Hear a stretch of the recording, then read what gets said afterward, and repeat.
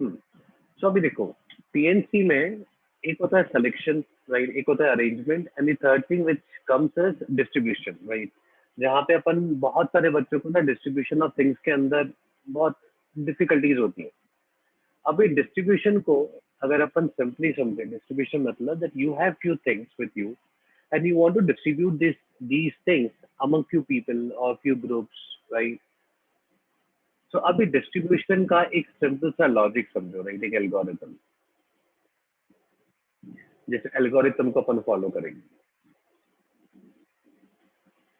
अभी देखो, अगर मुझे डिस्ट्रीब्यूट करना होता है, राइट, अगर अपन रियल लाइफ में सोचे, if I have to distribute few things, तो होगा कैसा ना, मेरे पास मान लो बहुत सारी चीजें हैं, लेट्स से मेरे पास टॉफीज है and I have to distribute these toffees among 3 boys.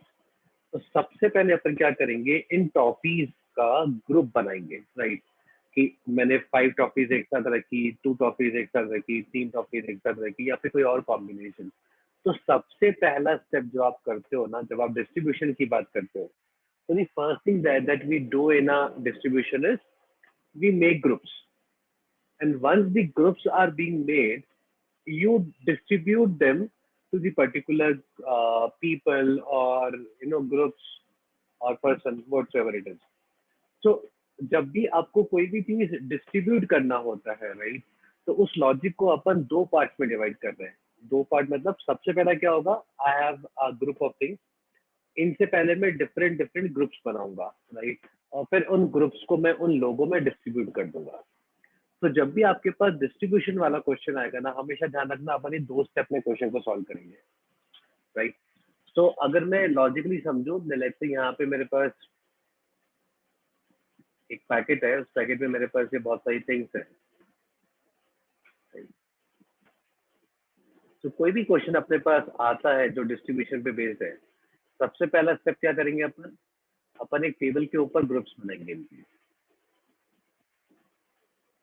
Right. मान लो मैं 3 टॉपिक का ग्रुप यहाँ बनाया, 4 का ग्रुप यहाँ बनाया, एक एक के 3 बनाया, and so on, whatever, right. इस तरह से आप ग्रुप्स बनाओगे। So this process is known as grouping. और फिर ग्रुप्स बनने के बाद में जो भी ए बी सी डी जिन लोगों में आपको डिस्ट्रीब्यूट करना है, आप उनमें डिस्ट्रीब्यूट करोगे। तो जब भी डिस्ट्रीब्यूशन की बात होगी, अपन हम क्या करेंगे, सबसे पहले ग्रुपिंग करेंगे, ग्रुपिंग करने के बाद में डिस्ट्रीब्यूशन करेंगे, और इसी अप्रोच से अपन हर एक क्वेश्चन को टैकल करेंगे। अगर ये एल्गोरिथम अपन को समझ में आ गया ना, तो फिर डिस्ट्रीब्यूशन के सारे केसेस, सारे पॉसिबिलिटीज अपन को समझ में आ जाते हैं। अब देखो, सबसे पहला केस अपन ले रहे हैं, केस 1। केस 1 में क्या हो जाएगा, जो थिंग्स आप डिस्ट्रीब्यूट कर रहे हो वो डिस्टिंक्ट है। So distinct things are to be distributed among distinct groups. तो पहला केस अपन ले रहे हैं, डिस्टिंक्ट थिंग्स को डिस्टिंक्ट ग्रुप्स में अगर आपको डिस्ट्रीब्यूट करना होगा, तो इस क्वेश्चन को आप कैसे सॉल्व करोगे। ठीक है, जैसे एग्जांपल ले लेते हैं। जैसे मान लो तुम्हारे पास 5 डिस्टिंक्ट टॉफीज है,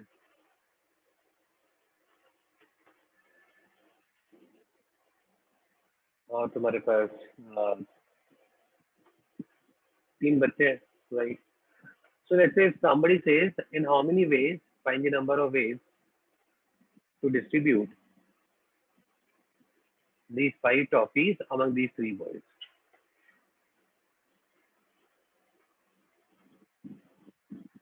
ठीक है। अब देखो, इस क्वेश्चन के अंदर बोला क्या उसने, बोला 5 टॉफीज को 3 बॉयज में डिस्ट्रीब्यूट करना है। अब उसने कहीं पे भी मुझे ये नहीं बताया कि किस बॉय को कितना मिलना चाहिए, राइट। वो सिर्फ ये कह रहा है कि you have to distribute 5 toffees among 3 boys. अब 3 बॉयज है, मतलब बॉयज तो अलग अलग होंगे, तो let's say there are 3 boys A B C and I have 5 toffees with me. When we say distribution, distribution मतलब आपको पांचों की पांचों टॉफीज डिस्ट्रीब्यूट करनी है, एक भी आपके पास बचनी नहीं चाहिए। अभी देखो, उसने मुझे ये भी स्पेसिफाई नहीं करा है कि ए के पास कितनी, बी के पास कितनी, सी के पास कितनी। अगर मैं इन 5 टॉफीज को 3 बॉयज में डिस्ट्रीब्यूट करता हूँ, तो देखो क्या क्या पॉसिबिलिटीज हो सकती है। Like, ऐसा हो सकता है कि पांचों के पास हो, ए के पास हो, बी के पास कुछ ना हो, सी के पास कुछ ना हो, या फिर ऑल 5, मतलब सारी की सारी टॉफीज किसी एक बच्चे को ही मिल गई। ऐसे केस बनेंगे, है ना। या फिर कौन से केस बनेंगे जब आपके पास दो बच्चों में टॉफी डिस्ट्रीब्यूट हो रही है, तीसरे वाले को कुछ नहीं मिल रहा है। दो बच्चों में डिस्ट्रीब्यूट हो रही है मतलब क्या क्या हो जाएगा, 4-1-0 या फिर 3-2-0 भाई। और इन्हीं दोनों के अरेंजमेंट हो जाएंगे 4-1-0 या फिर 4-0-1, 1-4-0, 1-0-4, 0-1-4, 0-4-1 राइट। तो 6 केस मेरे पास इसके अलग से और बन जाएंगे इसके अरेंजमेंट के। सिमिलरली 3-2-0 इसके भी 6 केस बन जाएंगे। 5 कॉपी थी ना आपके पास, और तो कुछ है नहीं, है ना। अभी देखो अब कौन सा केस आएगा जब तीनों को आपने कुछ ना कुछ दिया होगा, तीनों को कुछ ना कुछ मिला होगा, तो कौन कौन सा केस बनेगा, 2-2-1 इसके कितने केस बन जाएंगे, 2-1-2 या फिर 1-2-2। इसमें तो 3 अरेंजमेंट ही हो रहे हैं। या फिर तुम्हारे पास आ जाएगा तीनों को देना है ना, तो 3-1-1।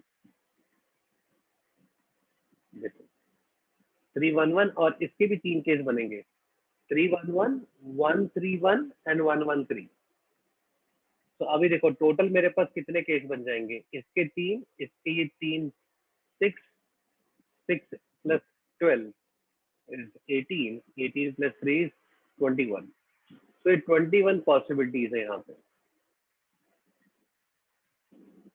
अभी आंसर 21 नहीं होगा, है ना, आंसर तो बहुत ज्यादा होगा। बट अभी मैं क्या कर रहा हूँ, मैं पोस्टमार्टम कर रहा हूँ, इसका आंसर निकालने का एक और अप्रोच है अपने पास, उसके बाद में जाएंगे। तो पहले मैं क्या सोच रहा हूँ, उसने मुझे बोला 5 डिस्टिंक्ट टॉफीज को 3 बॉयज में डिस्ट्रीब्यूट करना है।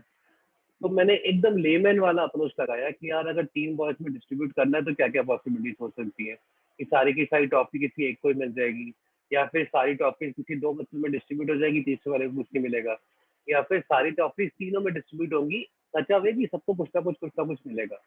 तो ये सारी 21 पॉसिबिलिटीज होगी। अब मुझे हर एक पॉसिबिलिटी में नंबर ऑफ वेज काउंट करने पड़ेंगे, है ना। फॉर एग्जाम्पल जैसे फर्स्ट वाला केस, अब मेरे पास 5 टॉफीज है, तो पांचों टॉफीज ए के पास जानी चाहिए। इसके होने का वे तो 1 ही रहेगा ना, 5-0-0। पांचों टॉफीज आप ए को दे दो, कुछ कलेक्शन नहीं करना आप लोग को, इसका भी एक ही रहेगा, तो ये तो 1-1 वे में ही हो सकता है ना। 0-0-5 विल हैपन ओनली इन 1 वे। आपने ए को कुछ नहीं दिया, बी को कुछ नहीं दिया, and all 5 toffees you have given to C. अभी यहाँ पे देखो, जब तो 4-1-0 कर रहे होंगे, 4-1-0 में क्या होगा, ए को आपको 4 टॉफीज देनी है, एंड यू हैव 5 टॉफीज।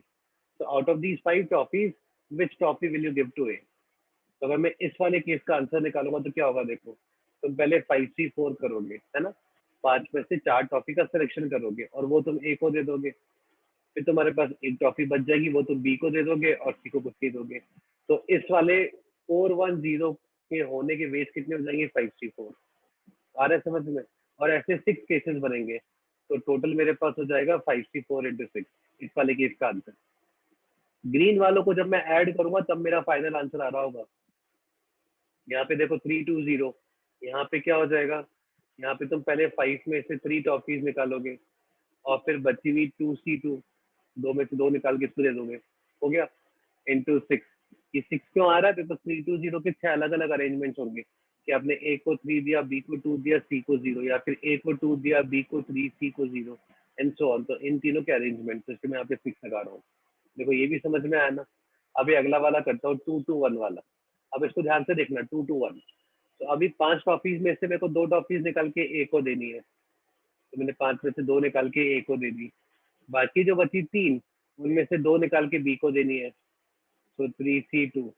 और जो एक बच गई वो एक निकाल के मेरे को सी को देनी है, तो 1C1 ही रहेगा। ये हो गया मेरा 2-2-1 का आंसर। और कितने केस है मेरे पास, 3 केस, राइट। सो इनटू 3। अभी मुझे ये बताओ, राइट, एक काम करो, मैं आखिरी वाले का आंसर भी निकाल ही देता हूँ ना। ये मेरा हो गया 2-2-1 वाले केस का। अब 3-1-1 वाले का भी कर देते हैं।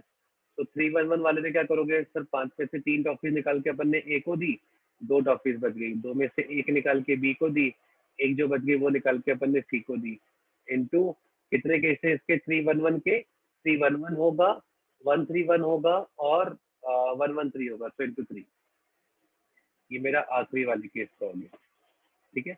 अब जितने भी ग्रीन वाले हैं इन सबको मैं अगर ऐड कर दूंगा तो मेरे पास फाइनल आंसर सर आ टू जाएगा। फैक्टोरियल से डिवाइड होगा क्या? आ रहा हूँ कुछ में, वहीं पे आ रहा हूँ भाई। अभी देखो यहाँ तक सबको क्लियर है। मैंने क्या किया, एकदम सारे केसेस लिस्ट डाउन कर लिए हैं यहाँ पे, और लिस्ट डाउन करके मैं हर एक केस में नंबर ऑफ वेज निकालने की कोशिश कर रहा हूँ। तो मैंने हर एक वेज में नंबर ऑफ केसेस निकाले और उन सबको ऐड कर दिया। अभी देखो इस अप्रोच में तुम्हें कहाँ पे क्या डाउट दिख रहा है, बोलो। हाँ कुछ बोल बेटा, क्या बोल रहा था? So we can divide it by 2 factorial because 2 repeat हो रहा है in 2 to कहाँ 1. पे? So in यहाँ the पे? नहीं in the where 2 to 1 का केस है, the 2 hmm, is getting repeated. हाँ। So we can divide it by 2 factorial, right? इसको डिवाइड कर दो, ये जो अब मैंने निकाला है 5C2 3C2 और 1C1। हाँ ओके,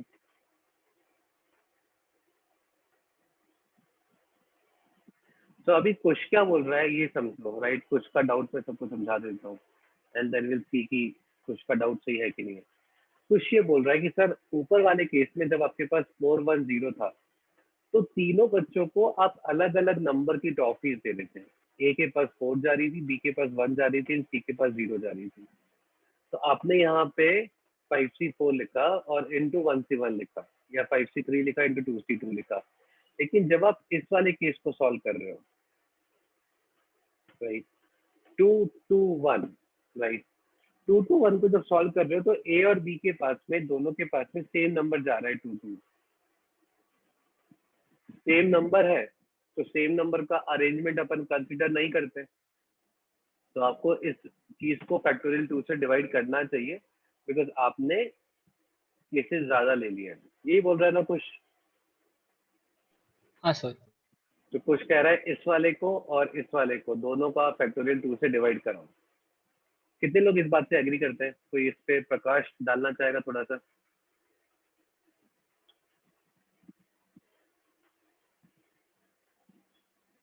सुहानी, तो क्या बोलती है? सर if it's 3 factorial 2 से डिवाइड करना पड़ेगा. You've just written. गुड, चमका तेरे को? राइट। हाँ सर सुहानी लेकिन बोल। बॉयज डिस्टिंक्ट है ना? हाँ बॉयज तो डिस्टिंक्ट है, A B and sir C. Boys distinct है इसीलिए तो इसलिए वो 2 फैक्टोरियल से कैसे होगा डिवाइड? बिल्कुल होगा, राइट। देखो 2 फैक्टोरियल से मेरे को डिवाइड करना चाहिए, बिकॉज 2 to 1 जो है, राइट। अभी 2 to, तुम यहाँ देखो इधर, ए बी सी के कितने अरेंजमेंट्स होते हैं? 6 अरेंजमेंट्स होते हैं ना, we write A B C, A C B, B C A, B A C, C A B and C B A. ठीक है, ये तीनों के तीनों डिस्टिंक्ट है मेरे पास। अगर कोई दो सेम हो जाते हैं, राइट, तो देखो मेरे पास कितने बनेंगे? A A B, A B A and B A. Right, यहाँ पे मुझे 6 अरेंजमेंट्स मिलते हैं, तो यहाँ पे मुझे 3 अरेंजमेंट्स मिलते हैं। क्यों ऐसा होता है? बिकॉज देखो आपने यहाँ पे क्या किया है, ए और सी को सेम कर दिया है, तो ये ए बी ए बन गया होगा, है ना? और ये वाला भी देखो ए बी ए बन गया होगा, मतलब this and this will look exactly similar if C becomes A, है ना? This and this two will look exactly same if C becomes A, and these two will look exactly same if C becomes A. तो ये जो 6 cases है, ये मेरे पास 3 case हो जाएंगे। क्यों? बिकॉज ए और सी सेम हो गए हम। इसका मतलब ए और सी का जो अरेंजमेंट, इस केस को समझो, ये वाला ए बी सी और सी ए बी, ये दोनों डिफरेंट क्यों है? बिकॉज ए और सी आपने इंटरचेंज किए हैं। ए और सी को आपने इंटरचेंज किया तो आपको ये वाला मिल जाएगा। लेकिन अगर ए और सी सेम हो जाए तो उनका इंटरचेंज करने से आपको कुछ नहीं मिलेगा, तो ये दोनों आपके सेम काउंट हो जाएंगे, ये दोनों आपके सेम काउंट हो जाएंगे। 6 की बजाय 3 हो गया। तो आपको इस 6 में से या फिर फैक्टोरियल 3 में से अगर आपको ए और सी का अरेंजमेंट निकालना है, so what will you do? You will say factorial 3 total arrangement था, इसमें से ए और सी का अरेंजमेंट निकाल दो, मतलब डिवाइड बाय दैट अरेंजमेंट, तो आपको ये आंसर मिल जाएगा। अभी यहाँ पे भी क्या था देखो, जब मैं 2 to 1 डिस्ट्रीब्यूट कर रहा था तो मैंने 6 केसेस नहीं बनाए थे, याद है? देखो मैंने यहाँ पे 3 केसेस ही लिखे थे कि 2 to 1 होगा, 2 1 2 होगा, या फिर 1 2 2 होगा, राइट। तो ये दोनों नंबर सेम है, इसका जो क्या कहते हैं, इसके कारण जो आंसर चेंज होता, मतलब फैक्टोरियल 2 से डिवाइड होता, वो मैंने यहीं पे कंसिडर कर लिया था जब मैंने इसको 3 लिखा। अदरवाइज ये होता क्या, फैक्टोरियल 3 या फिर 6 होता, तो 6/2 ये ऑलरेडी हो चुका है। आया समझ में कुछ, हाँ सर। है ना? तो वो फैक्टोरियल 2 होना चाहिए। मैं इसी चीज को और बेटर तरीके से समझा देता हूँ। तो अभी देखो एग्जाम्पल 1 समझ में आया, 5 डिस्टिंक्ट टॉपिक्स को अगर 3 बॉयज में मेरे को डिस्ट्रीब्यूट करना होगा तो ये सारे पॉसिबल केसेस है और हर केस को आप अलग अलग निकाल लो। बट यहाँ पे एक चीज समझ में आती है कि अगर नंबर बड़ा हो जाएगा तो ये अप्रोच का तो बैंड बच जाएगा, राइट? अगर यहाँ पे मैं 50 टॉफीज कर दूं, 3 बॉयज कर दूं, तो ये मेरे केसेस ही बहुत ज्यादा हो जाएंगे और उन सबका सम निकालते निकालते मेरा बैंड बच जाएगा। तो जब आपके पास नंबर ऑफ टॉफीज कितना देना है ये आपको गिवन नहीं है, राइट? इसका मतलब अगर आपको डिस्टिंक्ट चीजों को डिस्टिंक्ट लोगों में डिस्ट्रीब्यूट करना है और किसी के पास कितना भी जा सकता है। अब देखो इसी चीज को सोचने का एक और तरीका मैं दिखाता हूँ। अभी सोच के देखो, मेरे पास 5 टॉफीज है और सामने 3 बॉयज खड़े हैं, राइट? और मैं कितनी भी टॉफीज किसी भी बॉय को दे सकता हूँ, है ना? जो अपन यहाँ पे काउंट करके भी देख रहे थे। So right now we are discussing another approach. अभी कैसा है, मेरे पास 5 टॉफीज है, सामने 3 बच्चे खड़े हैं। तो मैं क्या करूंगा, सबसे पहले पहली वाली टॉफी निकालूंगा और पहली वाली टॉफी निकालने के बाद में मैं सोचूंगा मैं किसको दूं। तो मेरे दिमाग में कितने ऑप्शन आ रहे होंगे, 3, राइट? आइदर ए और बी और सी, है ना? जब मैंने फर्स्ट टॉफी निकाली तो फर्स्ट टॉफी के लिए मेरे पास कितने ऑप्शन होंगे, 3। मैं तीनों में से किसी को भी दे दूंगा वो टॉफी। अब मैं सेकंड वाली टॉफी निकालूंगा। अब सेकंड वाली टॉफी जब मैं निकालूंगा तो मेरे दिमाग में सेम डाउट आएगा, यार मैं टॉफी किसको दूं? कितने ऑप्शन होंगे फिर से, A B and C, because कुछ कंस्ट्रेंट तो है ही नहीं। तो सेकंड वाली टॉफी के लिए भी 3 वेज, थर्ड वाली टॉफी निकालूंगा फिर से 3 वेज होंगे, फोर्थ वाले के लिए भी 3, फिफ्थ वाले के लिए भी 3। एंड कंडीशन है ना, मेरे को पांचों डिस्ट्रीब्यूट करनी है। जब पांचों में ही टॉफीज खत्म हो जाएंगी तब मेरा डिस्ट्रीब्यूशन खत्म होगा। तो ये मेरा आंसर आ गया 3/5। You add all these values, right? इन सारी वैल्यूज का सम भी इतना ही आ रहा होगा, 3/5। क्यों? क्योंकि अप्रोच डिफरेंट है लेकिन काउंट तो आप सेम चीज ही कर रहे हो। आया समझ में? बट मैंने पहले वाला अप्रोच तो बताया, मैं उस पर भी आता हूँ। तो अभी सबसे पहले अपन ने क्या सीखा, डिस्टिंक्ट चीजों को डिस्टिंक्ट लोगों में डिस्ट्रीब्यूट करना है और किसी को भी आप कितना भी दे सकते हो। सो 3/5 या फिर R/n आपका आंसर हो जाएगा। और अगर मुझे स्पेसिफिक नंबर गिवन होगा तो मैं इस तरह से डिस्ट्रीब्यूट करूंगा जैसे अपन ने यहाँ पे ग्रीन कलर में किया है।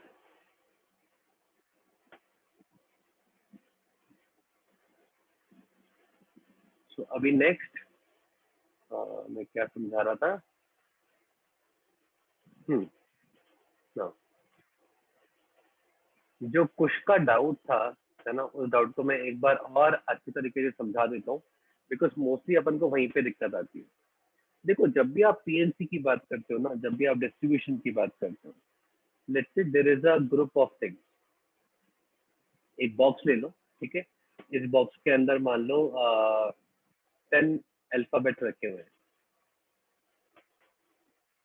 ठीक है? ए बी सी डी से लेके कहाँ तक जाएगा, जे तक ना। तो ए बी सी डी से लेके जे तक के अल्फाबेट रखे हुए हैं, ठीक है? अब इन 10 अल्फाबेट में से आपने मान लो कोई 2 अल्फाबेट निकाले, ठीक है? ये काम करो, पहले 10 से 4 किया मैंने, ठीक है? मैंने क्या किया, इन 10 अल्फाबेट में से 4 अल्फाबेट निकाले। तो 10 से 4 वेज में निकालोगे तो ये क्या हो गया, वेज ऑफ सेलेक्टिंग 4 थिंग्स। अब देखो ध्यान से देखना है ना, तो उसमें एक चीज क्लियर कराने की कोशिश कर रहा हूँ। This is one way of selecting 4 things. आपने क्या किया, आपने हाथ डाला बॉक्स में, 4 चीजें एक साथ निकाल ली। तो आप क्या बोलोगे, 4 चीजें एक साथ निकाली तो 10 से 4 वेज होने चाहिए मेरे पास। तो ये मेरा आंसर हो गया। नॉन ऐसे देयर इज अनदर स्टूडेंट, है ना? ये मान लो कोई मिस्टर एक्स था, अभी मिस्टर वाई आया। मिस्टर वाई बोलता है कि यार 4 चीजें निकालनी है ना आपको, तो मैं एक काम करता हूँ, पहले मैं 10 में से एक निकाल लेता हूँ, ठीक है?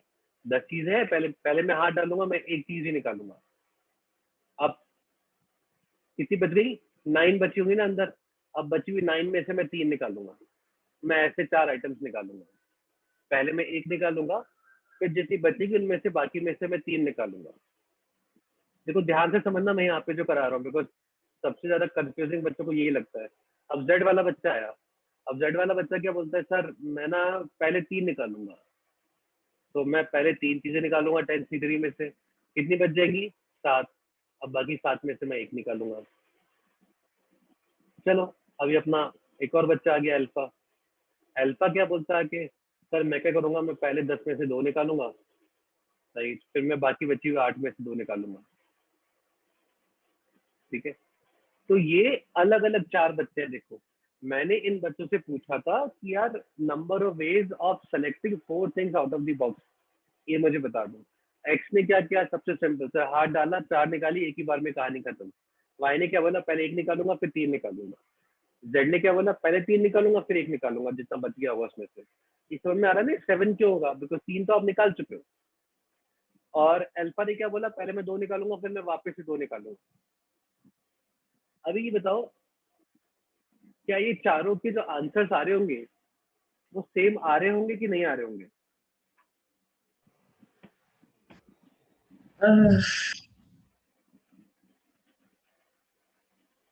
कैलकुलेट कोई नहीं करेगा, बिना कैलकुलेट किए लॉजिकली सोच के बताओ मुझे, क्या एक्स वाई जेड और अल्फा की वैल्यू सेम आ रही होंगी कि नहीं आ रही होंगी? बिकॉज सेम आ रही चारों ने होगी। सेम आ रही होंगी। ओके, कोई और आंसर? चैतन्य, तनीषा, तुम्हारा आंसर क्या है? सेम आएंगी सर। सेम आएंगी चारों की? ओहो, कोई तो कुछ बोलो, बड़ा कलयुग आ गया यार। सेम नहीं आएंगी चारों की। देखो आ जाओ, अब मैं तुम्हें निकाल के दिखाता हूँ। 10C4, 10C4 कितना हो जाएगा, 10 इंटू 9 इंटू 8 इंटू 7 अपॉन 24, ये होगा 10C4। 10C1 इंटू 9C3, तो 10 इंटू 9 इंटू 8 इंटू 7 अपॉन 6, 987।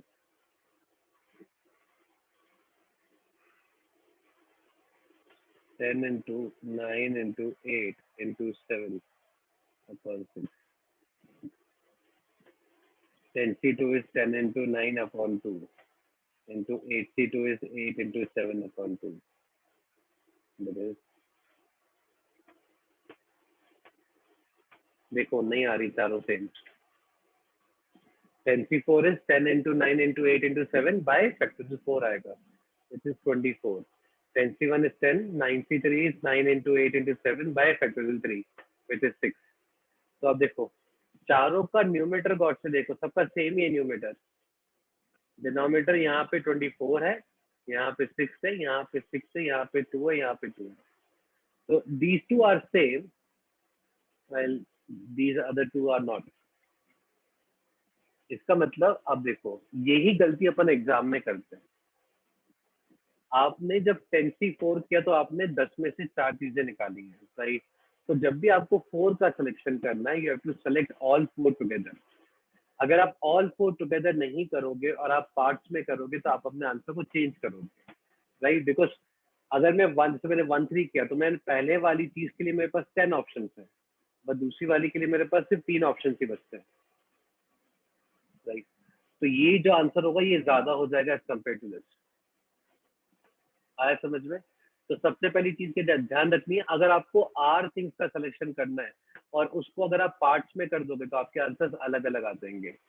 दूसरा चीज ये समझो, y और z का सेम आ रहा है, y और z का सेम आ रहा है, इसका मतलब अगर आपने पार्ट सेम बनाए हैं और उनका ऑर्डर चाहे आप उल्टा फुल्टा कर लो, कोई फर्क नहीं पड़ेगा उससे तुम्हें, राइट? कि पहले आप एक चीज निकाल लो फिर 3 निकाल लो, या पहले 3 निकाल लो फिर 1 निकाल लो, उससे कुछ फर्क नहीं पड़ता है आपके आंसर से। आया समझ में? जैसे यहाँ पे देखो, यहाँ पे अपन बात कर रहे थे, यहाँ पे अपन बात कर रहे थे कहाँ पे, हाँ 5C2 3C2 1C1 5 2 2 1, ये वाला केस लिया था मैंने। तुम चाहो तो पहले 1 निकाल लो, 5C1, फिर 4C2 2C2 कर लो, तो उससे फर्क नहीं पड़ेगा। 2 2 1 करो या 2 1 2 करो या 1 2 2 करो, किसी भी ऑर्डर में आप आंसर निकालो, आपके आंसर पे कुछ फर्क नहीं पड़ेगा। सो अगर आपने 2 पार्ट्स में निकाल रहे हो, राइट, 1 और 3 का या 3 और 1 का, तो उनके ऑर्डर से अपने आंसर पे फर्क नहीं पड़ेगा।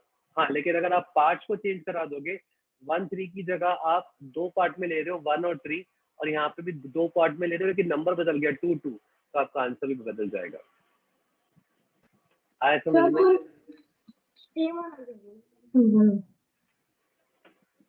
कौन सा सेम आ गया? ये mister X Y Z Z का आंसर वाई और जेड का तो सेम ही आ रहा है। एक्स वाई जेड तीनों का।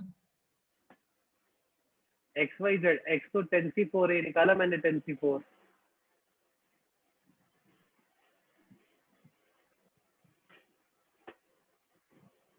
राइट। अब देखो फोर्थ वाला, जब अपन अल्फा की बात करते हैं, अल्फा में आपने, अब यहाँ समझो, ध्यान रखना, जब भी डिस्ट्रीब्यूशन में सेम नंबर ऑफ थिंग्स आएगा ना, तो एक पंगा होगा। वही पंगा मैं समझा रहा हूँ जो कुछ ने पूछा भी था।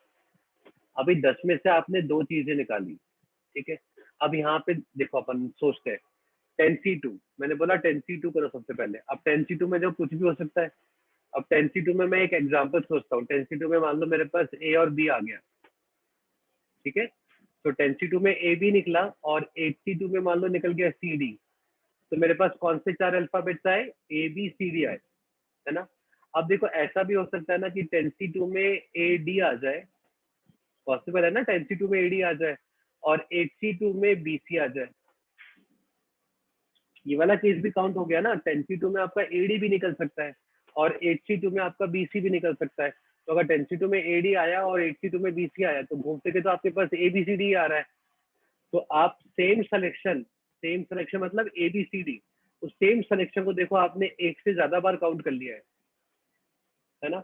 मान लो यहाँ पे आ गया बीसी, यहाँ पे आ गया एडी, ये भी एक पॉसिबिलिटी आई होगी ना 10C2 और 8C2 में।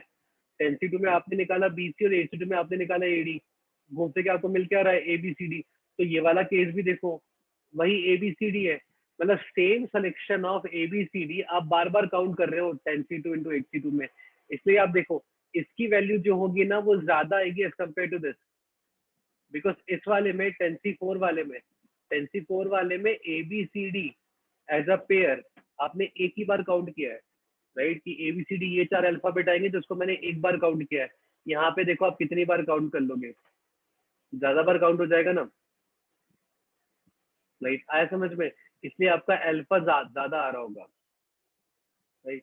यहाँ पे देखो थर्ड वाले में 10C3 इंटू 7C1, 10C3 में आ गया बीसीडी, और 7C1 में आ गया ए, 10C3 में आ गया एसीडी, और यहाँ पे आ गया बी,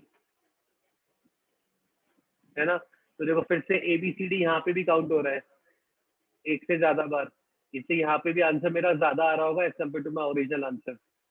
लेकिन थर्ड और फोर्थ में समझो, बीसीडी और ए, मतलब ये बीसीडी का पैक और ये ए का पैक, ये दोबारा रिपीट नहीं हो रहा होगा एज अ पैकेट। मतलब ए यहाँ आ जाए और बीसीडी यहाँ आ जाए, ऐसा हो सकता है क्या? नहीं, बिकॉज या तो 1 है ना, यहाँ तो एक ही रहेगा। यहाँ पे बीसीडी निकल जाए और यहाँ पे ए निकले, ऐसा नहीं हो सकता है। लेकिन फोर्थ वाले में देखो, जब नंबर सेम हो जाएगा, ए बी यहाँ पे निकला और सी डी यहाँ पे निकला, देखो यहाँ पे एक और परेशानी अपनी एक्स्ट्रा हो जाएगी। यहाँ पे सी डी निकला और यहाँ पे ए बी निकला, सेम पेयर, वो भी आएगा। ए बी इधर आ गया, सी डी इधर आ गया, और सी डी इधर आ गया, और ए बी इधर आ गया। यहाँ पे ऐसा नहीं होगा। आया समझ में? तो जो कुछ डाउट पूछ रहा था वो ये था कि सर ए बी यहाँ पे और सी डी यहाँ पे लिया, राइट। तो अगर दोनों नंबर सेम है तो आपका सी डी यहाँ पे और ए बी यहाँ पे भी आ गया होगा। मतलब इन दोनों का देखो आपस में अरेंजमेंट हो चुका है, ए बी इधर, सी डी इधर, और सी डी इधर, ए बी इधर। आया समझ में? तो इस पर्टिकुलर नोट में जो मैंने तुम्हें कंसेप्ट सिखाया वो समझ में आया कि नहीं आया? आप कितनी भी चीजों का सिलेक्शन करोगे, अगर आप उनको डिस्ट्रीब्यूट कराओगे तो आपका आंसर अलग आएगा, सेम नहीं आता है। So if somebody says select 4, then you have to select 4 from that particular bag. ऐसा नहीं कि एक निकाला फिर 2 निकाला फिर 1 निकाला, आपका आंसर बदल जाएगा, राइट। सेकेंड केस, अगर आप सिलेक्शन कर रहे हो, एक बॉक्स में से आपने एक्स नंबर ऑफ चीजें निकाली और बचे हुए में से वापस से एक्स निकाल ली, तो क्या होगा ना, आपका उन दोनों का अरेंजमेंट भी कंसीडर हो गया होगा, जो मैंने तुम्हें यहाँ दिखाया है। 2 2 निकाली, पहले ए बी आया फिर सी डी आया, और देखो CD आया, AB आया, इसका मतलब वो AB वाला पेयर और CD वाले पेयर का अरेंजमेंट 10C2 into 8C2 करने में ही हो गया है, आपको अलग से अरेंजमेंट करने का जरूरत नहीं है। जबकि यहाँ पे BCD अलग है, A अलग है। तो जब भी सेम नंबर आएगा, ध्यान रखना ये अरेंज हो जाता है।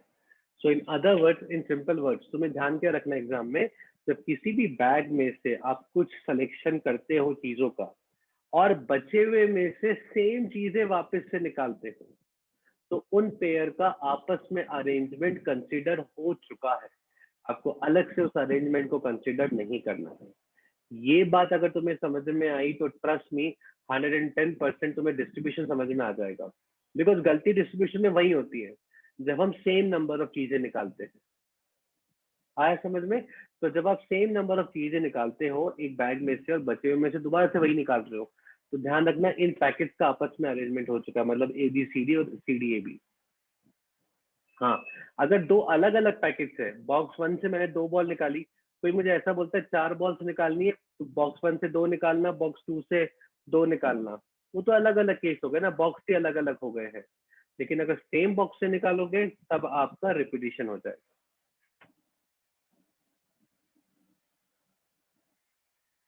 तो अभी केस 1 को अब देखो मैं यहाँ पे फटाफट से समझा देता हूँ। तो distinct things,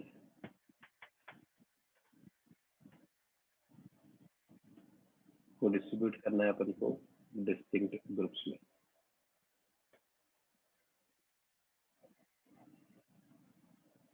Let's say there are n distinct things and there are R groups.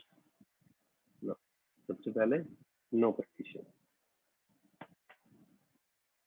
या इसको एग्जांपल लेके ज्यादा बेटर रहेगा। तो आपने ले लिया यहाँ पे 5 n is equal to 5 R is equal to 3.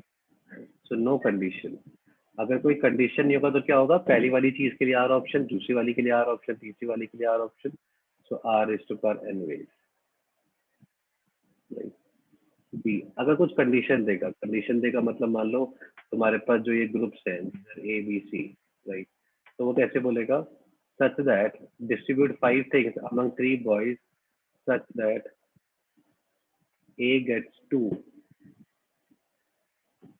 B gets 3 and C gets none। या फिर वो कैसे बोलेगा, such that one of them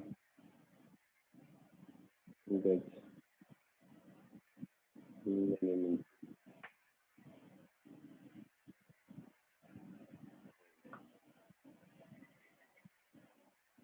each gets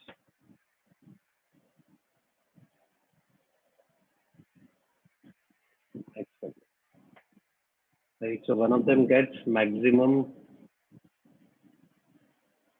one of them gets, हटाई दो इसको, so that one of them gets 2 and each gets at least 1, right?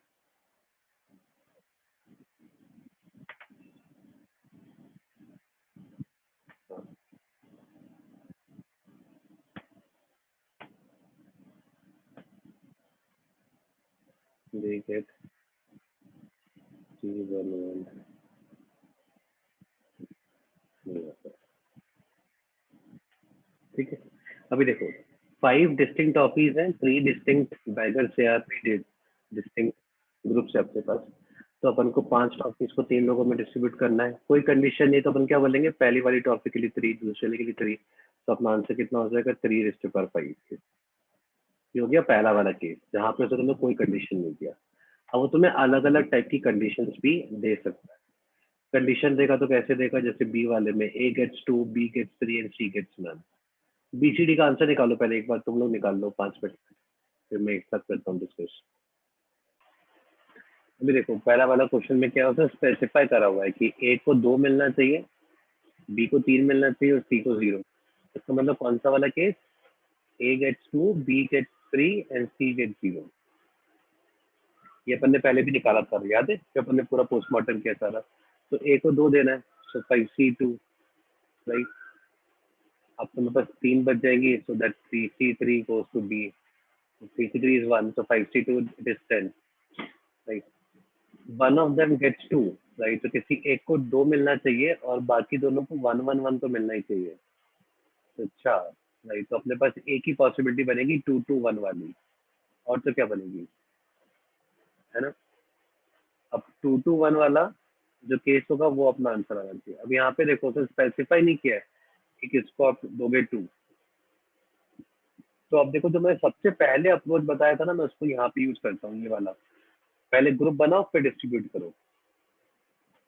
तो पहले अपन क्या करेंगे, 2 2 1 का ग्रुप बना लेते हैं, ठीक है?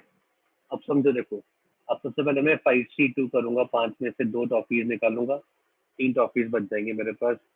3C2 करूंगा, 2 टॉफीज, मैंने 5 में से 2 टॉफीज निकाली, टेबल पे रखा एक अलग ग्रुप बना के।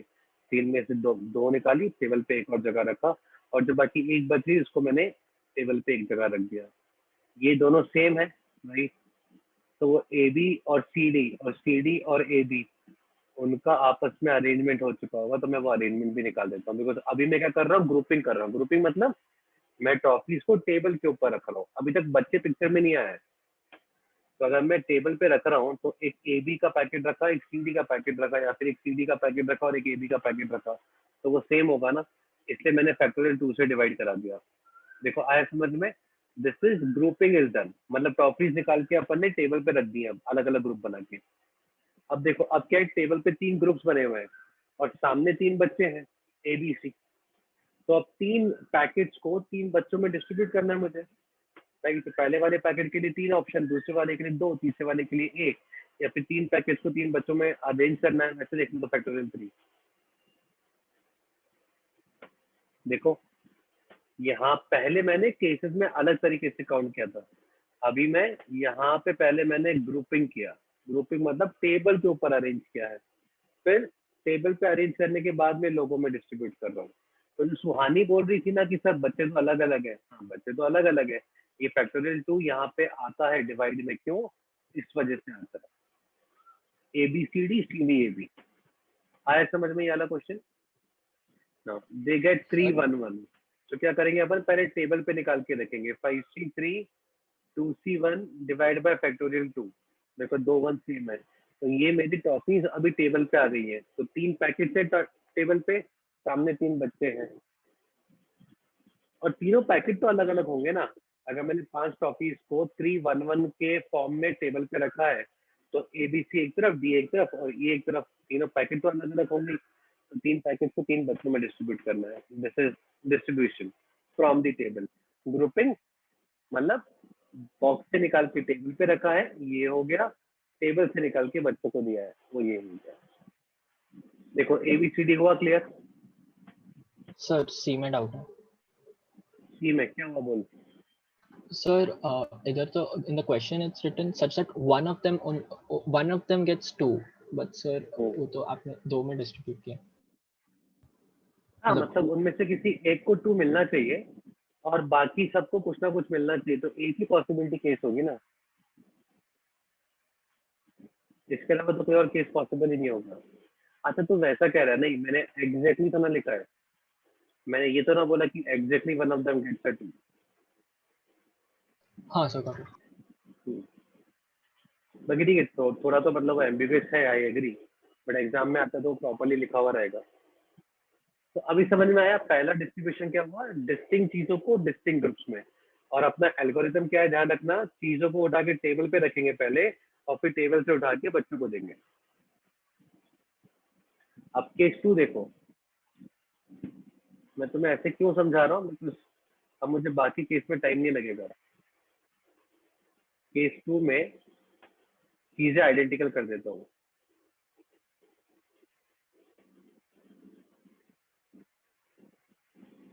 और ग्रुप्स को अपन डिस्टिंक्ट ही रखते हैं। इसका मतलब बच्चे तो अभी भी डिस्टिंक्ट ही है ना, या जो ग्रुप्स है वो डिस्टिंक्ट है, बट जो टॉफीज है वो आइडेंटिकल हो गई है। अब देखो, उसको मैं एग्जांपल से समझाता हूँ। तो अपने पास 5 टॉफीज है और 3 कुछ भी ले लो, 3 बैगर्स में डिस्ट्रीब्यूट कर लो।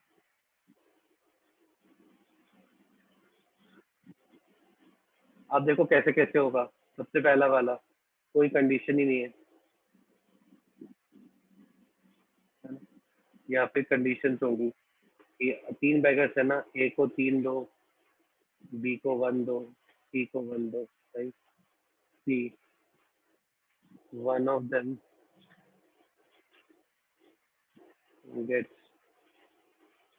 4 and one gets 1. D one gets 2. Two person gets 2 and one gets 1. ठीक है, ये सारा पॉसिबिलिटीज होंगी देखो, है ना। या तो आप कुछ कंडीशन नहीं दोगे मुझे कि कैसे भी बांट लो जिस तुम्हारी इच्छा हो, लाइक या फिर आप बोलोगे यार ए को इतना देना, बी को इतना देना, सी को इतना देना। मतलब आप मुझे स्पेसिफिकली बताओगे कि यार रमेश को इतनी टॉफीज देनी है, गणेश को इतनी देनी है, सो ऑन। या फिर कैसा होगा ना, आप ऐसा बोलोगे one gets this, other gets this, third one gets this. इसी टाइप के क्वेश्चन हो सकते हैं आइडेंटिकल थिंग्स में भी। अब देखो अपन इनका आंसर निकालते हैं, उल्टा सॉल्व करते हैं। अब डी वाले में ध्यान रखना, अपन सबसे पहले ग्रुपिंग करेंगे फिर डिस्ट्रीब्यूट करेंगे। अभी ग्रुपिंग देखो, ग्रुपिंग में क्या करना है तुम्हें, दो लोगों को दो दो टॉफी मिलेगी और एक को 1 मिलेगी, 2 to 1। तो 2 टॉफी उठानी है। टॉफीज कैसी है, आइडेंटिकल है। आइडेंटिकल है तो मेरे को फिर ग्रुपिंग करने में तो कोई दिक्कत ही नहीं, मैं टेबल पे ऐसे रख दूंगा बस। आया समझ में, है ना। ये 2 का पैकेट बना दूंगा यहाँ पे 2 का पैकेट बना दूंगा, यहाँ पे 1 का पैकेट बना दूंगा। बन गए 3 पैकेट। कितने वे से बने, 1 वे में। सो ग्रुपिंग हो गया मेरे पास। अब इस ग्रुपिंग को मुझे डिस्ट्रीब्यूट करना है ना। आप सोच के देखो, तुम्हारे पास ये 3 पैकेट्स है, ठीक है। इन 3 पैकेट्स को तुम्हें 3 जगह पे अरेंज करना है, ए बी सी। ये दोनों पैकेट सेम है तो फैक्टोरियल 3 अपॉन फैक्टोरियल 3। ये दोनों पैकेट सेम दिख रहे होंगे ना, सोच के देखो। आइडेंटिकल टॉफीज है तो इक्लेयर्स इक्लेयर्स इक्लेयर्स इक्लेयर्स, तुम इन दोनों में डिस्टिंग्विश नहीं कर पा रहे होंगे। तो फैक्टोरियल 3 अपॉन फैक्टोरियल 2। डी वाला समझ में आया, पहले ग्रुपिंग करो फिर डिस्ट्रीब्यूट करो, कभी आंसर गलत नहीं आएगा।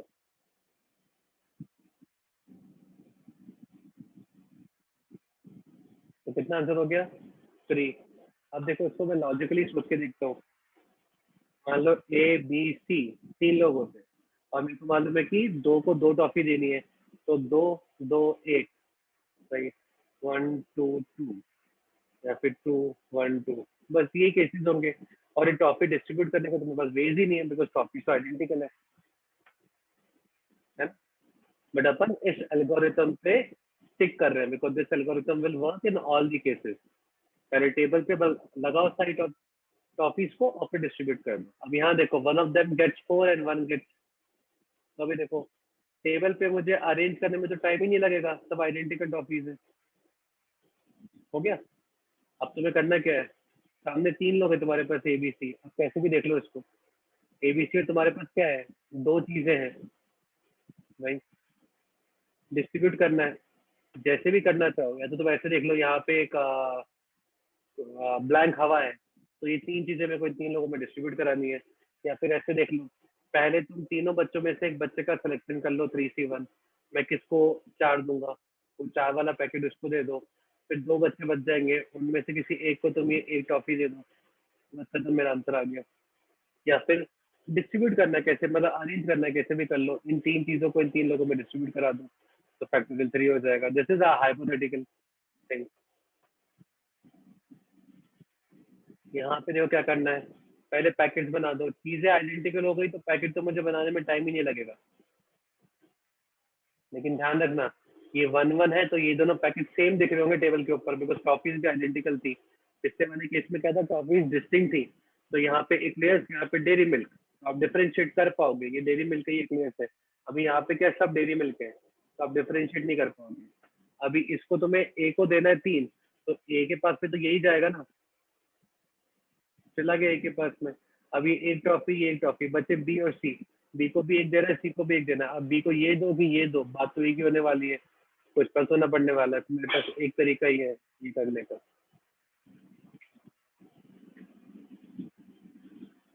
देखो आया समझ में यहाँ तक भी?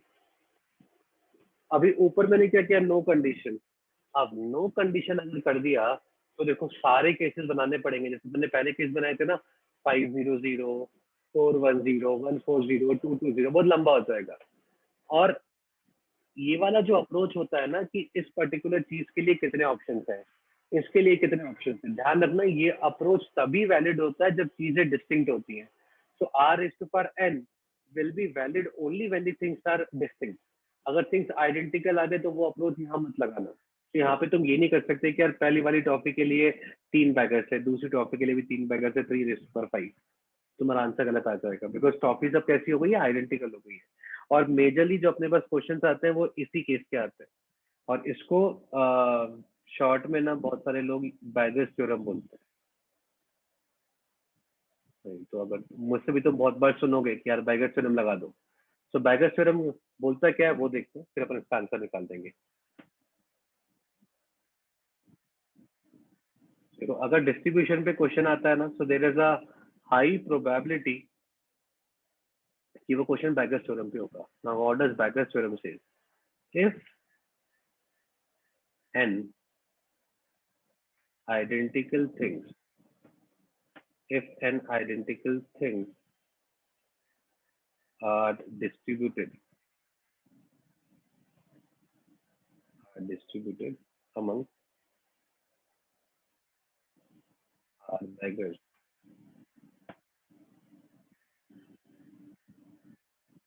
such that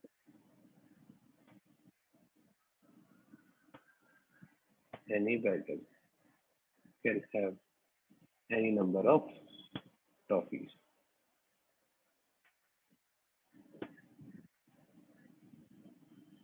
then total number of ways। अब देखो मैं इसके प्रूफ में नहीं जाऊंगा अभी, right, because I don't think अपन को प्रूफ का रिक्वायरमेंट है। देखो अभी क्या क्वेश्चन क्या बोल रहा है, बैगर्स थ्योरम कौन से क्वेश्चन में एप्लीकेबल होगा? आप जिन थिंग्स को डिस्ट्रीब्यूट करना चाहते हो वो आइडेंटिकल होनी चाहिए। तो पहला check, all the things needs to be identical, all of them needs to be identical. N identical चीजों को अगर आप डिस्ट्रीब्यूट कर रहे हो आर ग्रुप्स में, राइट, मैंने यहाँ पे बैगर्स लिया है, बैगर्स लिया मतलब ह्यूमन बींग, तो हमेशा याद रखना आर बैगर्स मतलब ये डिस्टिंक्ट होना चाहिए। तो आइडेंटिकल चीजों को आप डिस्टिंक्ट लोगों में डिस्ट्रीब्यूट कर रहे हो such that any beggar can have any number of toffees, मतलब किसी को भी मैं कुछ भी टॉफी दे सकता हूँ, कोई कंस्ट्रेंट नहीं है मेरे पास। तो आइडेंटिकल चीजों को डिस्टिंक्ट लोगों में डिस्ट्रीब्यूट करना है without a constraint, you can distribute in whatever way you like. Then total number of ways जो हो जाते हैं, this will be equal to n plus r minus 1 cr minus 1। और इसका प्रूफ तुमने किया होगा तो गैप मेथड लगाया होगा, right, so gap method is exactly the same. So n plus r minus 1 cr minus 1। तो कभी भी आप n चीजों को अगर r डिस्टिंक्ट लोगों में डिस्ट्रीब्यूट कर रहे हो, तीसरा कंडीशन मत भूलना, किसी को भी कितना भी मिल सकता है, मतलब मैं सारी की सारी टॉफीज किसी एक बैगर को भी दे सकता हूँ, 2 में भी, 3 में भी, आर में भी डिस्ट्रीब्यूट करा सकता हूँ। तो अगर मेरे पास कोई कंडीशन नहीं है तो मेरा आंसर कितना हो जाएगा, n plus r minus 1 C R minus 1 ways. आप डायरेक्टली आंसर बोल सकते हैं, आपको अलग अलग केस काउंट करने का जरूरत नहीं है। तो यहाँ पे भी देखो वही है ना, आइडेंटिकल टॉफीज को 3 बैगर्स में डिस्ट्रीब्यूट करना है, कोई कंडीशन नहीं है। इसका मतलब आप वो सारे केस काउंट करने की बजाय डायरेक्टली आंसर बोल सकते हो, कितना हो जाएगा, 5 plus 3 minus 1 C 3 minus 1, that is 7c2। आया समझ में? सो बैगर्स थ्योरम क्या बोलता है, आइडेंटिकल चीजों को डिस्टिंक्ट लोगों में डिस्ट्रीब्यूट करना है such that anyone can have any number of toffees. और देखो इसका एक बहुत कन्वेंशनल सा एग्जांपल होता है, जब अपन बोलते हैं X Y Z belongs to a set of whole numbers, है ना, find the solution of x plus Y plus Z is equal to 15। ठीक है, देखो इस इक्वेशन के सॉल्यूशन पूछ रहा है, बोल रहा है X Y Z whole numbers होंगे, X Y Z whole numbers होंगे मतलब X 0 1 2 3 Y 0 1 2 3 and so on होगा। अब देखो मैं इस इक्वेशन के सॉल्यूशन निकालूंगा तो अपन क्या करेंगे, अपन ढूंढेंगे वो वैल्यूज जिनको सम करने पे 15 आ जाए। जैसे मान लो x को 15 तो y 0 z 0, सम करने पे 15 आ जाएगा। या फिर 12 3 0 या फिर 6 6 12 3, इस तरह से बहुत सारे केसेस होंगे। अब वो सारे केसेस अपन काउंट करते जाएंगे। लॉजिकली देखो अपन कर क्या रहे हैं, अपन ने 15 चीजों को 3 लोगों में डिस्ट्रीब्यूट ही कर रहे हैं ना, एक्स वाई जेड में। यहाँ 15, यहाँ पे देखो मैंने 6 6 3 किया। अब यहाँ मान लो 7 दे दोगे, यहाँ पे 5 दे दोगे, तो कितना हो गया 12, तो इसको 3 मिलेगी। तो आप लॉजिकली कर क्या रहे हो, आप इन 15 चीजों को इन 3 लोगों में डिस्ट्रीब्यूट ही कर रहे हो। और देखो किसी को भी मैं कितना भी दे सकता हूँ, बिकॉज तीनों की तीनों होल नंबर है, तो आप 15 0 0 भी कर सकते हो। तो इस क्वेश्चन को अपन ऐसा देख सकते हैं ना कि this is 15 toffees which needs to be distributed among 3 beggars x, y and z such that anyone can have any number of toffees. तो कितने सॉल्यूशन बन जाएंगे मेरे पास, 15 + 3 - 1 C3 - 1, तो 17 C2 सॉल्यूशन बन जाएंगे। अब इसी क्वेश्चन में अगर मैं x y z whole number की जगह मान लो ऐसा कर देता, x y z belongs to a set of natural numbers। अब अगर देखो नेचुरल नंबर्स को बिलोंग करते हैं तो एक्स वाई जेड की मिनिमम वैल्यू 1 हो जाएगी, राइट। अब मिनिमम वैल्यू 1 हो जाएगी तो अब आप बैगर्स थ्योरम नहीं अप्लाई कर पाओगे, बिकॉज बैगर्स थ्योरम क्या बोलता है, एनी नंबर ऑफ टॉफीज होना चाहिए, है ना। जबकि एक्स वाई और जेड क्या हो रहा है, नेचुरल नंबर हो रहा है। मतलब इसको कम से कम एक टॉफी तो मिलेगी मिलेगी ना। तो एक काम करते हैं, 15 में से एक टॉफी निकाल के इसको दे देते हैं। अब तो मैं एक्स को एक टॉफी मिल गया, अब तो मैं एक्स को चाहे टॉफी दूं चाहे ना दूं चलेगा ना, कोई दिक्कत नहीं है। अब 15 आइडेंटिकल टॉफी है, वाई को भी एक टॉफी दे दी, जेड को भी एक टॉफी दे दी, तो मेरे पास कितनी टॉफीज बच गई, 12। और कितनी टॉफीज खत्म हो गई, 3। एक्स को एक दे दी, वाई को एक दे दी, जेड को एक दे दी। एक्स को एक और वाई को एक और जेड को एक देने के वेज कितने होंगे, 1, बिकॉज आइडेंटिकल टॉफीज है ना, I don't have to make a selection. उठाया एक्स को दिया, उठाया वाई को दिया, उठाया जेड को दिया, खा जाओ। तो अब देखो 3 टॉफीज बच्चे खा चुके हैं और 12 बच गई है। अब ये 12 टॉफीज मुझे एक्स वाई जेड में डिस्ट्रीब्यूट करनी है। और अब देखो, अब मैं एक्स को कुछ भी दे सकता हूँ, वाई को भी कुछ भी दे सकता हूँ, जेड को भी कुछ भी दे सकता हूँ। तो now I again have the condition कि 12 चीजों को 3 लोगों में डिस्ट्रीब्यूट करना है और मैं किसी को भी कितना भी दे सकता हूँ। कितना हो जाएगा answer, 14 C2 n + r - 1 CR - 1। तो ये हो गया अपना बैगर्स थ्योरम। बैगर्स थ्योरम कब लगता है, जब आइडेंटिकल चीजों को आप डिस्टिंक्ट लोगों में डिस्ट्रीब्यूट कराए सच दैट किसी भी बैगर को कितने भी टॉफीज आप दे सकते हैं। तो आप टोटल नंबर ऑफ वेज कितना बोलोगे हमेशा, n + r - 1 CR - 1। तो ये हो गए अपने दोनों केसेस, केस 1 और केस 2। केस 1 जब मैं डिस्टिंक्ट को डिस्टिंक्ट में डिस्ट्रीब्यूट करा रहा हूँ, केस 2 जब मैं आइडेंटिकल को डिस्टिंक्ट में डिस्ट्रीब्यूट करा रहा हूँ।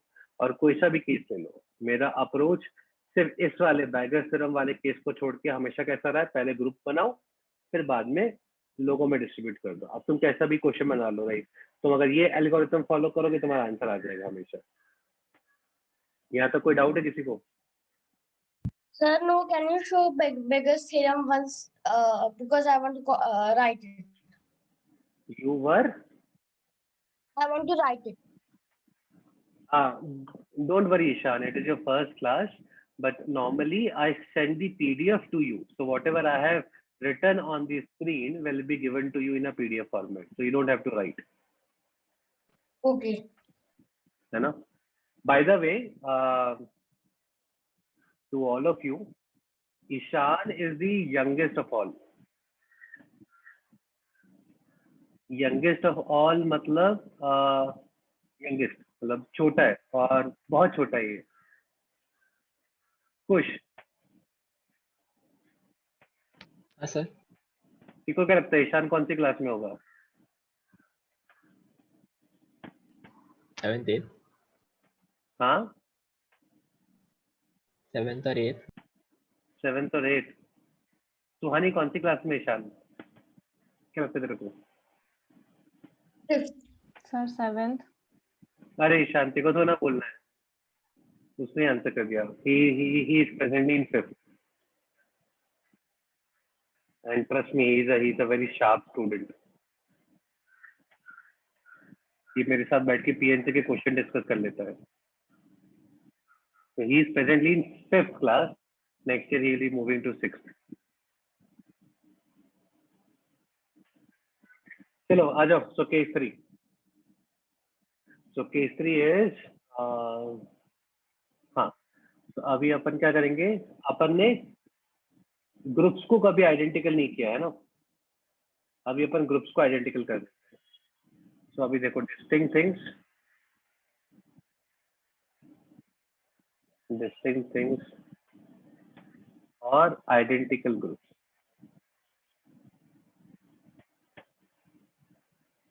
डिस्टिंक्ट थिंग्स को आइडेंटिकल ग्रुप्स में डिस्ट्रीब्यूट करना है। अब जो एकदम बच्चों वाला क्वेश्चन हो गया ये, राइट। एग्जाम्पल है तो मान लो 5 डिस्टिंक्ट टॉफीज है अपने पास,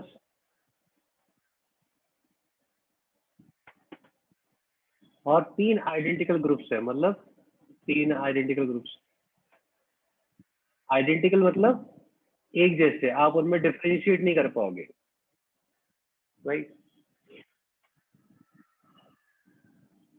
तो अभी देखो किसी ने मुझे बोला कि आइडेंटिकल ग्रुप 2 3 0 का मुझे 5 आइडेंटिकल टॉफीज को 3 ग्रुप्स में डिस्ट्रीब्यूट करना है। 1 group will have 3, 1 group will have 2, 1 group will have 0।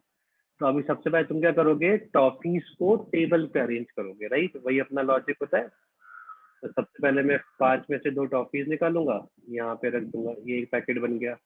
फिर 3 में से 3 टॉफीज निकालूंगा, तो दैट इज 3C3। ठीक है। अब देखो, अब अपना पैकेज बन गया। अब अपन करते क्या थे, ग्रुपिंग करने के बाद में डिस्ट्रीब्यूट करते थे सामने वाले ग्रुप्स में, लेकिन अपने ग्रुप्स तो कैसे हैं, आइडेंटिकल है। ग्रुप्स आइडेंटिकल है, इसका मतलब अब मुझे आगे कुछ करना ही नहीं है, यही मेरा आंसर है। So when groups becomes identical, right, try to understand. अगर आप जिन ग्रुप्स में डिस्ट्रीब्यूट कर रहे हो वो ग्रुप्स अगर आइडेंटिकल हो गए ना, तो लॉजिकली अपना एल्गोरिथम कहाँ रुक जाएगा, टेबल पे रुक जाएगा।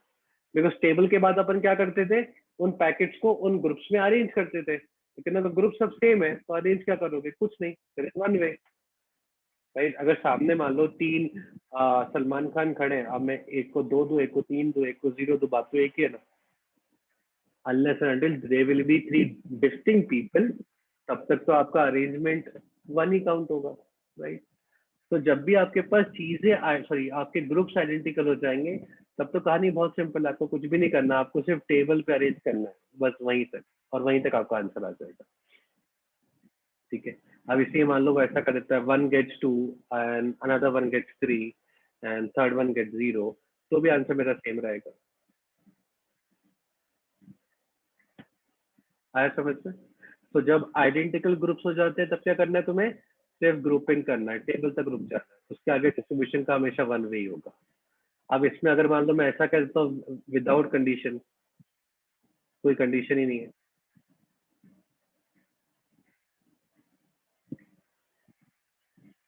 कितना आंसर हो जाएगा,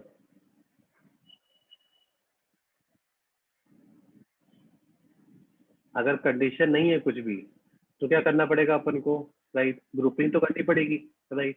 अब ग्रुपिंग कितनी कितनी करेंगे, याद है पहला वाला एग्जांपल, सारे केसेस बनाने पड़ेंगे मुझे यहाँ पे, राइट। Yes, sir. जो ABC वाला, चलते हैं वहीं पे वापस, दोबारा नहीं लिखता, राइट। तो ये सारे केसेस आ जाएंगे, और क्या करेंगे अपन, अरेंज नहीं करना है अपन को, सिर्फ ग्रुपिंग तक रखना है, राइट। तो यहाँ पे ये 3 नहीं आएगा, यहाँ पे ये 3 नहीं आएगा, this upon factorial 2, this upon factorial 2, this, ये 6 नहीं आएगा, ये 6 नहीं आएगा, ये 6 क्या थे, अरेंजमेंट थे, वो नहीं आ रहे होंगे बस। तो मैं आंसर लिख दूं क्या, क्या आएगा फाइनली, पहला वाला तो 1 आ गया, चलो मैं निकाल ही देता हूँ फटाफट से, ABC 500, 050 नहीं आएगा है ना, बिकॉज ये तीनों आइडेंटिकल है। तो 050 डिफरेंट होता है जब ये लोग डिफरेंट होते हैं। फिर हो जाएगा एक 410 वाला, 410, 230 वाला, फिर 221 वाला, और 311 वाला। ठीक है, इसका तो एक ही बनेगा, 5 का पैकेट बना दो, इसका 5C4, राइट, इसका 5C2 या 5C3, कोई सा ही पहले बना लो, 5C2 3C2 अपॉन फैक्टोरियल 2, और ये 5C3 into 2C1 upon factorial 2। ये इसका आंसर हो गया। देखो मैंने सिर्फ टेबल तक किया है, केसेस बनाए और टेबल पे वो सारे केसेस के मैंने नंबर ऑफ वेज बना दिए कि 500 के कितने केस होंगे, 410 के कितने होंगे, 230 के कितने होंगे। अरेंज नहीं करूंगा आगे, बिकॉज आइडेंटिकल ग्रुप्स है, आइडेंटिकल ग्रुप में अपन अरेंजमेंट नहीं करते हैं। And the last one, and the easiest of all.